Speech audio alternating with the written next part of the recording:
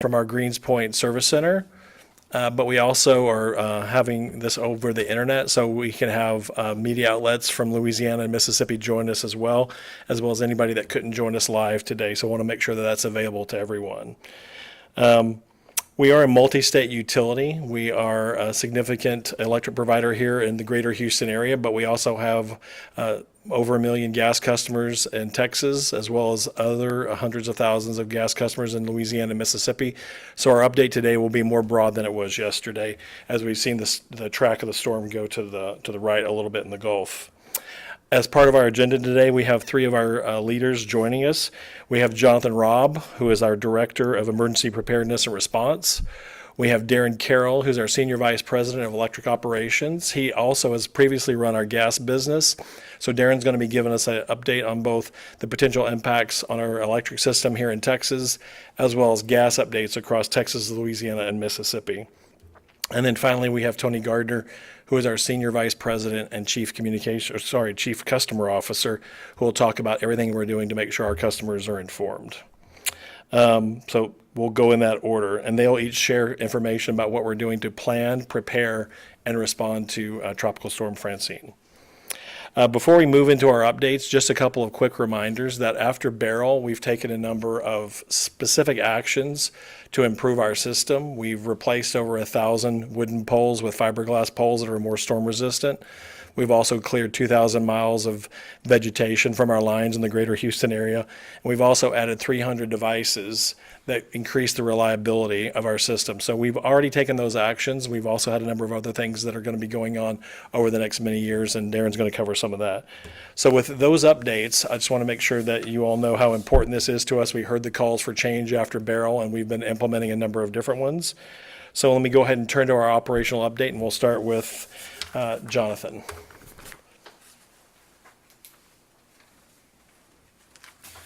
Thank you, Keith. Good afternoon, everybody.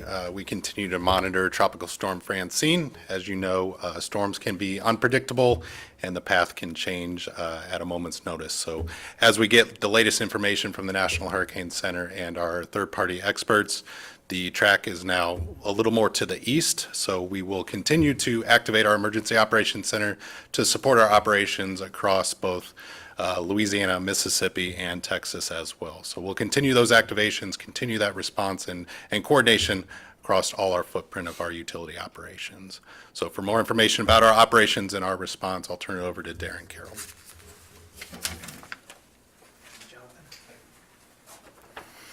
All right, thank you. First, I want to underscore a message we delivered yesterday, which is that following Beryl, we promised our customers and stakeholders that we would strengthen our resiliency and improve our preparedness, and we are committed to doing just that. As the storm tracks east, we are preparing for impacts to both our gas and electric footprints and the millions of customers they serve in Texas, Louisiana, and Mississippi. You can see the extent of the service territory on the slide. And there's a lot of area there on the Gulf Coast that, is all in the path potentially of this storm. So we have a plan to address the potential impacts of Tropical Storm Francine in the communities we're privileged to serve. Next slide, please. In terms of actions underway, a little bit of an update here by the numbers. We still have 1,300 vegetation resources activated and on the ground working today, trimming vegetation from high-risk areas ahead of the storm. We also have 1,850 local distribution workers ready now to deploy safely out of the path of the storm, such that, if it were to make landfall or cause any impacts on the coast, we're quickly able to muster them and get them in to start restoring power. In terms of additional support that's been activated during this event, as shared yesterday, we had activated 1,500 of those. In order to support mutual aid requests from other utilities that are likely to come and make them available, we've decided to release 1,000 of those and maintain the additional 500 as we see how the storm's path might change here over the next few hours. We made that decision in an informed way using damage models that we've developed. We've been tracking with those damage models throughout this entire event. In terms of natural gas actions, next slide, please. CenterPoint has gas crews standing by to patrol and conduct damage assessments.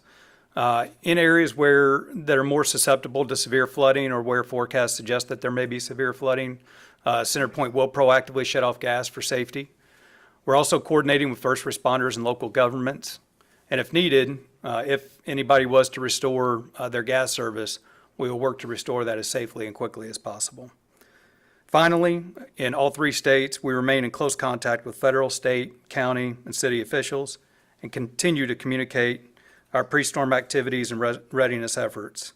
If there are gas outages, you'll hear from Tony in a minute.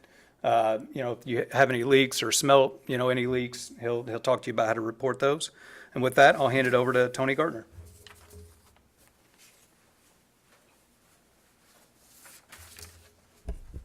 Thank you, Darren. As we prepare ourselves, we continue to communicate with our customers across the Gulf Coast region and make sure that we share with them messages about safety and preparedness. We completed more than 3.8 million communications to our customers, which include more than 820,000 communications to our gas customers. We've also reached out to more than 3,000 of our critical care and chronic care customers. We've also been in close contact with all of our critical load customers as well, too. Next slide. As the storm starts to shift to the east, I do want to make sure that I share some safety tips with our customers. Make sure that you call 811. A lot of people may be impacted by the storm, and as you start to go through your restoration activities, it's critically important that everybody makes sure that they're safe. Make sure you call 811 before you start making those repairs to your home, property, and or other needs. I'll also make sure that you leave the area immediately if you smell gas. And there's a list of advisories there, right? Turn electric switches off. Don't light a match or candle. Use a telephone, including a cell phone. Operate anything that may create a spark or flash of light. Next slide. So customers, if you are experiencing a gas emergency, you can reach out to us in South Louisiana at 800-477-0177.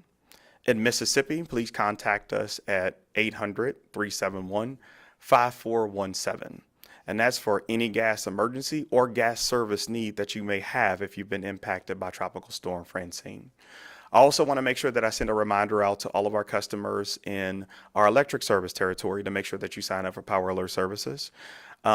Everybody needs to make sure when you do sign up that you get a confirmation text message or email, that you respond to that text message or email to make sure that you complete your enrollment.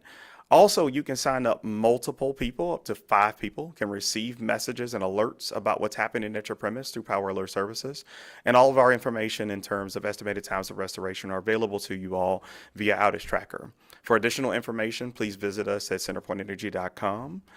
You can also visit us at CenterPointEnergy.com/Power Alert Services to make sure that you sign up for Power Alert Services, or follow us on any of our social media platforms for additional information and updates. And with that, I appreciate your time today. I'll turn it back over to Keith.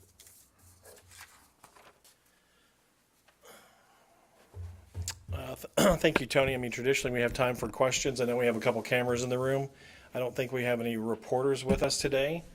So with that, I would just reiterate what we said. We're taking the storm very seriously in both Texas, Louisiana, and Mississippi that might impact our electric or our gas customers. We heard the calls for change after Beryl, and we've made a number of those improvements, including after that storm, as well as now during this storm. And this particular way of communicating with the public via news conference, as well as online broadcast, was one of the ways that we said that we would do that. So thank you so much for being here today. Have a safe rest of your day. Make sure to take care of your friends and family as the storm comes through. Thank you.